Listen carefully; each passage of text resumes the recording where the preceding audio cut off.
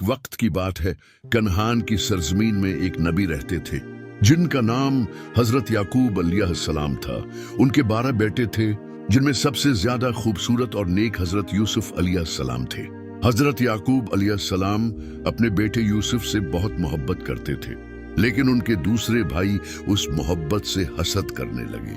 एक दिन हजरत यूसुफ अलैहिस्सलाम ने अपने वालिद से अपना ख्वाब बयान किया, जिसमें उन्होंने देखा कि 11 सितारे, सूरज और चांद उन्हें सजदा कर रहे हैं। हजरत याकूब अलैहिस्सलाम समझ गए कि ये कोई आम ख्वाब नहीं, बल्कि अल्लाह की तरफ से एक बड़ी निशानी है। उन्होंने अपने बेटे को समझाया, बेटा, अपना ख्वाब भाइयों को मत बताना, वरना वो तुम्हारे खिलाफ साजिश करेंगे। मगर जो होना था वो होकर रहा। भाइयों ने यूसुफ अलैहिस्सलाम को रास्ते से हटाने की साजिश तैयार कर ली। साजिश और खून में गराया जाना। एक दिन भाई हजरत याकूब अलैहिस्सलाम के पास आए और कहने लगे, अबा, यूसुफ को हमारे साथ जंगल भेज दें। हम उसका ख्याल रखेंगे और वो भी खौल कूद कर खुश हो जाएगा। हजरत याकूब अलैहिस्सलाम को फिक्र थी, मगर आखिरकार उन्होंने इजाजत दे दी। भाई यूसुफ अलैहिस्सलाम को जंगल ले गए और एक गहरे कन्वे में फेंक दिया। फिर उन्होंने उनकी कमीज पर झूठा खून लगाकर वालिद के पास आकर रोते हुए कहा, यबा, यूसुफ को भेड़िया खा गया। हजरत याकूब अलैहिस्सलाम को मालूम था कि उनके बेटे झूठ बोल रहे हैं, मगर वो खामोश हो गए और अल्लाह से दुआ करने लगे। मिस्र का सफर और गुलामी। कुछ वक्त बाद एक काफिला इस कन्वे के पास से गुजरा। जब उन्होंने पानी के लिए कन्वे में डूल डाला तो हजरत यूसुफ अलैहिस्सलाम को बाहर निकाला और उन्हें गुलाम बनाकर मिस्र ले गए। मिस्र में उन्हें एक वजीर ने खरीद लिया और अपने महल में जगह दी। वजीर की बीवी ज़लीखा हजरत यूसुफ अलैहिस्सलाम की खूबसूरती और नेकी से मुतासिर थी, मगर जब यूसुफ अलैहिस्सलाम ने उसकी बड़ी ख्वाहिशात को ठुकरा दिया तो उसने उन पर इल्जाम लगा दिया। इस इल्जाम की वजह से यूसुफ अलैहिस्सलाम को कैद में डाल दिया गया। कैद खाना और ख्वाबों की ताबीर।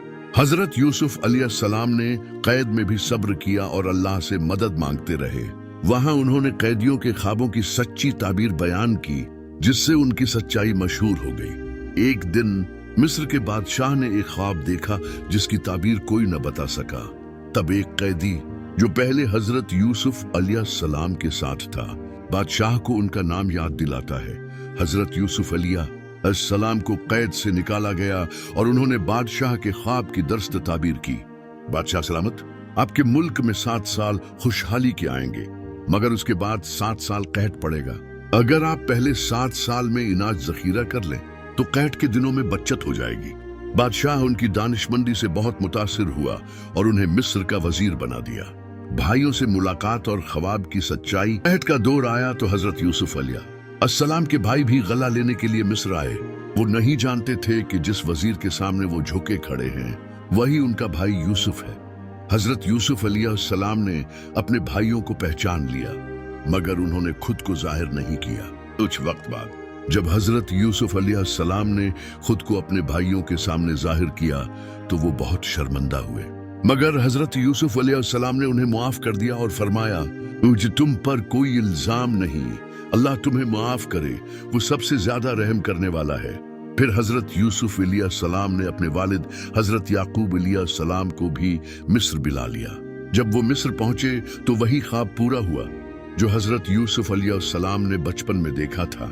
उनके वालिद, भाई और माँ उनके सामने झुक गए, यानी ताजीम में झुके, और यूं अल्लाह का वादा पूरा हुआ।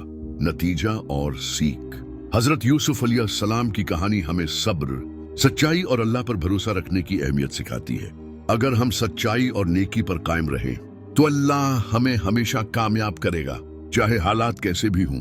ये कहानी क़यामत तक सबके लिए एक सबक है कि अगर हम अल्लाह के हुक्म पर चलें तो आजमाइश के बाद कामयाबी हमारा मकदर बन जाती है।